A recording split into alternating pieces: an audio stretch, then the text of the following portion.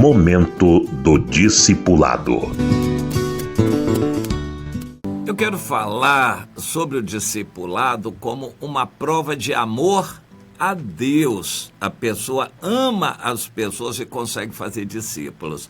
O crente que não consegue fazer discípulos não tem amor a Deus. O fazer discípulos é prova de amor. Não se consegue fazer um discípulo sem amar aquela pessoa. Mas nós somos acostumados na vida a fazermos acepção de pessoas.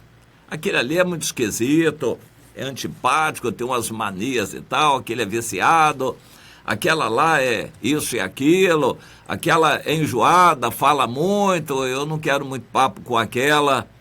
Normalmente as pessoas são assim, fazem acepção, se separam das outras e segregam o seu grupinho. E esse grupinho é onde elas fazem fofoca, é onde elas gastam seu tempo e ficam alimentando suas conversas através das redes sociais. Grupinho não é obra de Deus. Manter amizade com o seu grupinho de amizade não é fazer discípulos. Essa pessoa é interesseira, egoísta, está naquele grupo porque o grupo está com ela, e isso não é igreja. Não se reúnem em nome do Senhor, se reúnem para festejos e comes e bebes, fofocas, conversas sobre terceiros, mas não se reúnem no nome do Senhor, então não é culto e ninguém ali é discípulo de ninguém. Não se faz discípulo assim. Isso é a maioria dos crentes, é a realidade para a maioria das igrejas. O Senhor nos manda fazer discípulos. Então, eu vou me aproximar daquele rapaz ali, mas por quê? Ele é estranho, é esquisito, mas eu vou ver se ele precisa de alguma coisa que eu tenho. Se ele quiser, eu posso ajudá-lo e eu vou gastar tempo, eu vou deixar de conversar com outras pessoas para dar prioridade àquele rapaz. Eu preciso saber se ele realmente está querendo o Senhor, eu vou me propor a ajudá-lo, se ele estiver disponível, disposto, eu vou ajudar, eu vou investir, vou gastar tempo com ele. O que me leva a deixar meus amigos, parentes, conhecidos, pessoas com quem eu converso muito, eu tenho que deixar por algum momento para me dedicar a um rapaz que eu nem conheço? Por quê? Amor. A única resposta é amor. Se eu tiver de Deus amor, eu vou querer investir naquela vida para ganhá-lo. Se ele já é crente, para poder discipulá-lo e fazer dele um servo de Deus, um discípulo de Jesus. Se ele não é do Senhor ainda, eu vou me empenhar para que ele seja evangelizado e tome a decisão pelo Senhor.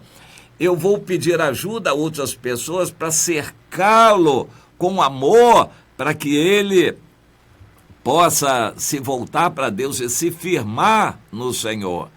O que me leva a fazer isto? Somente amor.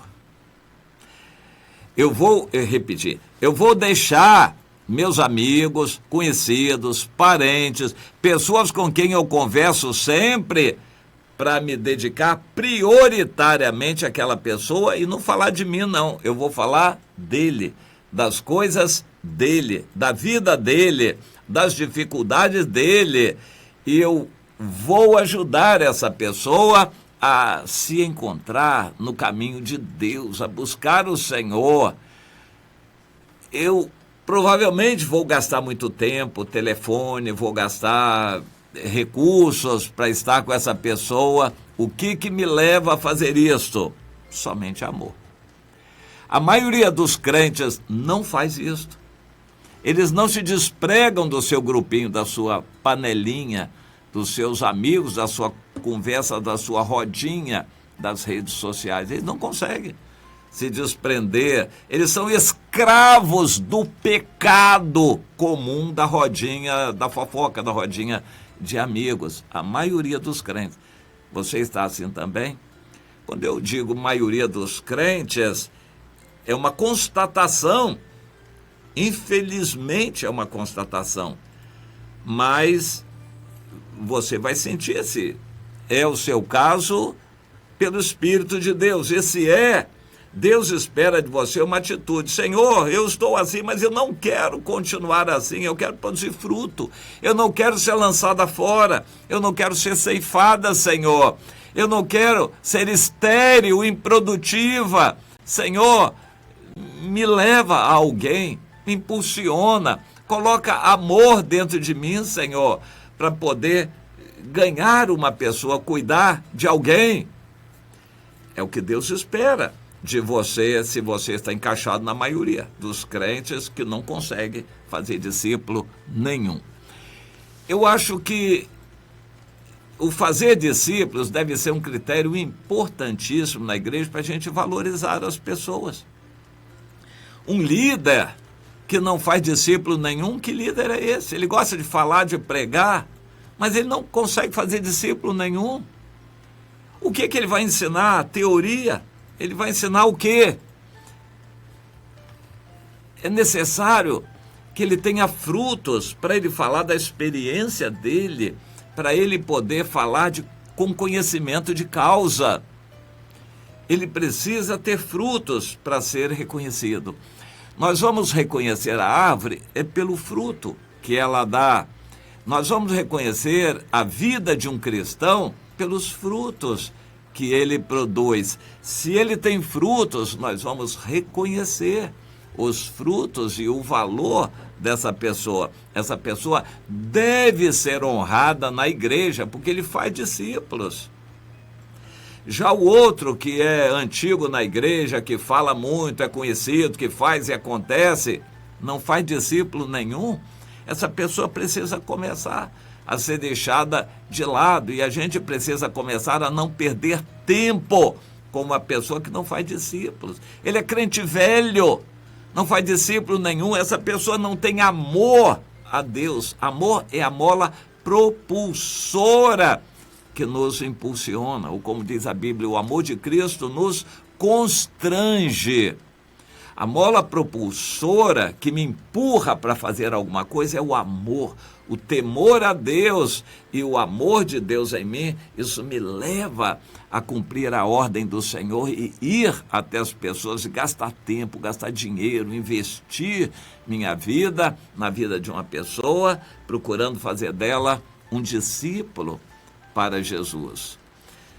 Mas a vida egoísta da maioria dos crentes, que está reunindo só com os amigos, conversando com os amigos e conhecidos, a rodinha da panelinha, e programando fim de ano, festinhas e saída e passeio, mas não sei o quê, essa pessoa vive uma vida totalmente egoísta. Eu tenho até dúvidas se uma pessoa assim nasceu de novo verdadeiramente. Mas ainda que ela tenha nascido de novo e teve uma experiência no passado, ela não continuou. Ela está encaixada certamente no que o apóstolo Pedro diz na segunda carta. Ele diz, pois todas essas coisas que você recebeu nos foram dadas gratuitamente, por graça, mas elas precisam ser desenvolvidas e crescer em nós. E se essas coisas estão inexistentes em você, você está esquecido do que o Senhor fez por você. Este é o melhor ponto de vista. A gente poderia pensar que essa pessoa é uma enganadora que nunca fez, nunca teve experiência, nunca quis verdadeira e sinceramente o Senhor. Mas a gente prefere pensar como o apóstolo Pedro. Essa pessoa teve uma experiência no passado, mas se esqueceu daquilo. Ela acha que agora já tem direitos adquiridos, é crente que já tem uma cadeira garantida no céu, e ela então não precisa fazer mais nada, porque Jesus já garantiu para sempre a salvação dela. Muitos crentes estão pensando assim. O apóstolo Pedro diz, olha, cuidado, você na verdade se esqueceu do que é a base para a salvação, é a graça de Deus, e você debaixo da graça vai ser um servo, uma serva do Senhor. Quando você se esquece disso, você se desvia. E não é isso que Deus quer. Nós temos o amor na Bíblia manifesto de muitas maneiras, em muitas experiências. A Ruth, quando quis ser discipulada, ela decretou um amor a Noemi por causa do que a Noemi representava para ela. Independente do amor que a Noemi tinha por ela, eu acho que não tinha nenhum, só tinha interesses. Muitos crentes não têm amor não, eles têm só interesses. Eles estão na igreja porque eles sabem que ali é o ambiente de quem busca a Deus, mas eles não estão ajudando ninguém na igreja não, nem sofrendo pela igreja, pelo contrário, estão causando divisão, fofoca e problema na igreja, se aproveitando das amizades. Muita gente está nessa situação, mas a Noemi era um protótipo de crente desse tipo. Ela tinha interesses na Ruth, mas a Ruth tinha um amor verdadeiro a Deus que era representado aqui na terra pela Noemi. A Noemi é que representava Deus para ela.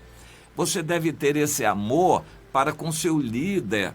A Bíblia usa outras expressões. Você vai honrar, você vai valorizar o seu líder, você vai procurar estar com ele, agradecer e fazer o fardo dele ser mais leve. Você vai amar o seu líder, a sua líder. Isso é amor de Deus em nós. E quando você faz isso com o seu líder, você vai ter a graça de Deus para fazer discípulos e poder amar os discípulos também.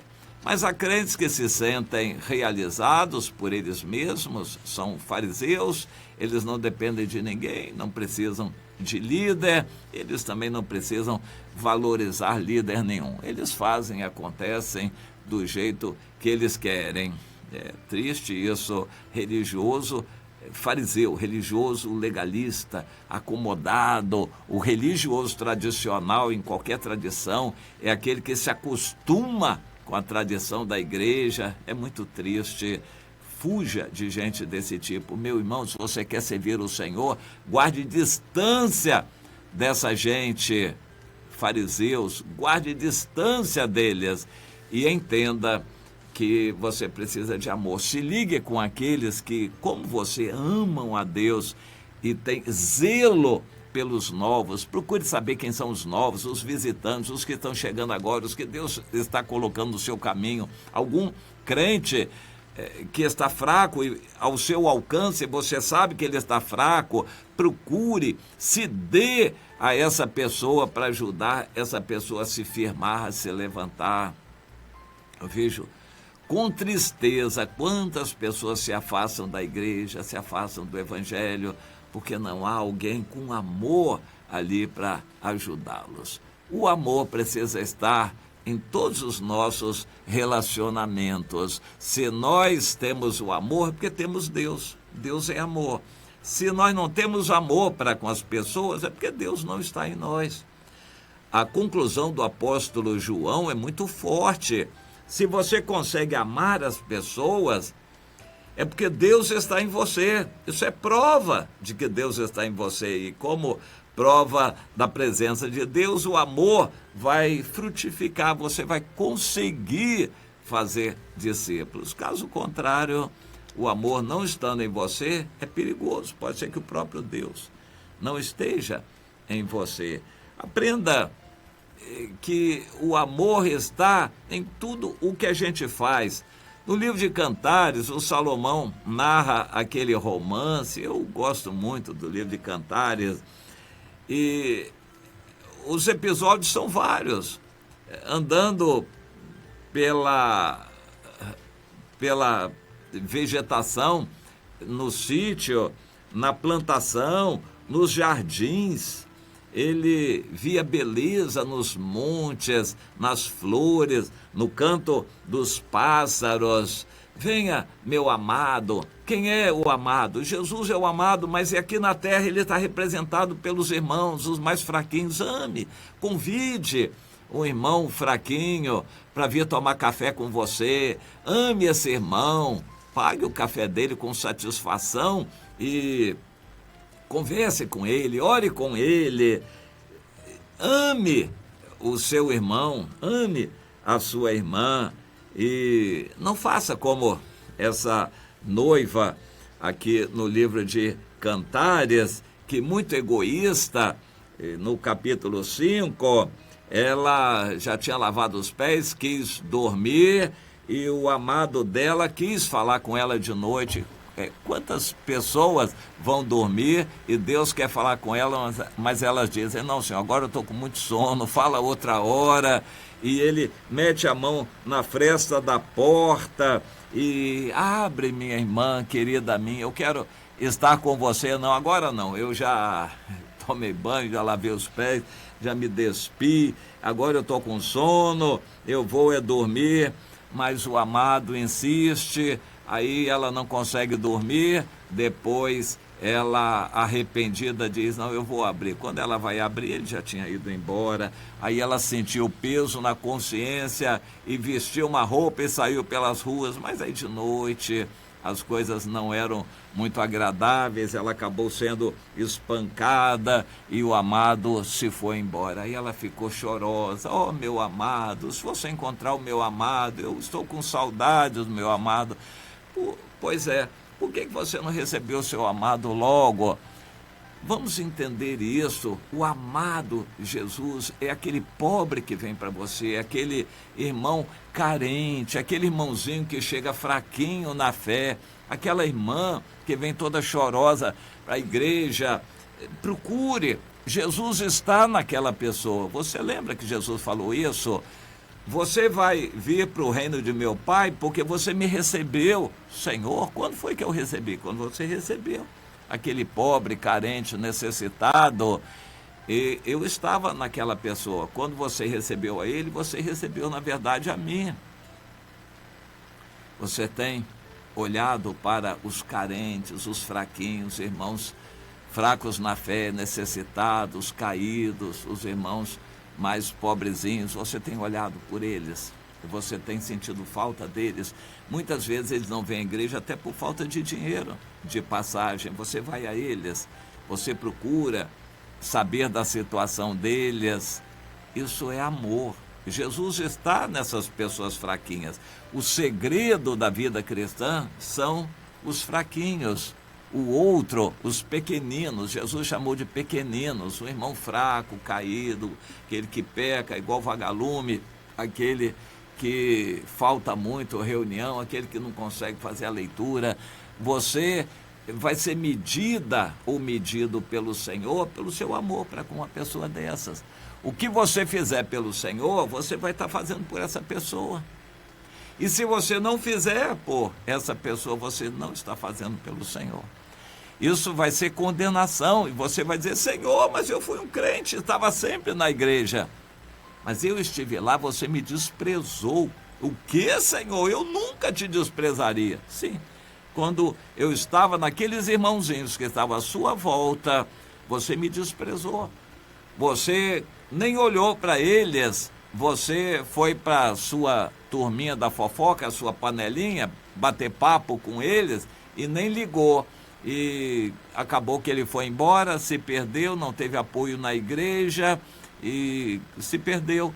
E você negligenciou aquela pessoa. Eu coloquei ao seu alcance e você desprezou.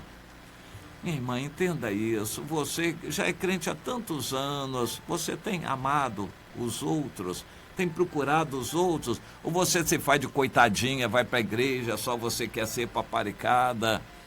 Meu irmão, você tem sido tocado pelo amor? Tem procurado os outros para discipular? Você tem conseguido discipular alguém? Comece a avaliar como está a presença de Deus em você. O amor de Deus em você está dando para você produzir algum fruto? Ou você está numa vida muito acomodada e egoísta, como muitos outros crentes? Pense nisto, porque Deus não mudou. Deus não mudou.